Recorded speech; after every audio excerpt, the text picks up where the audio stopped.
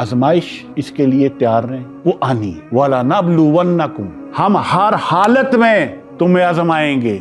मिनल खौफी, खौफ से, ये जो मुस्तकबिल की अनसर्टेनिटी है, सो ये खौफ, वल जूई, किल्लतुन, लोड शेडिंग, व नक्सिम मिनल अमवाली वल अनफुसी व समरात, और नुकसान से तुम्हें आजमाएंगे। किस में नुकसान? तुम्हारे माल में। हाँ जी, किसी को हुआ या माल में नुकसान? दैट्स 100%। अनफुस, यकीनन हमारा कोई अजीज जो है वो दुनिया से चला गया और हमें उसकी तकलीफ हुई।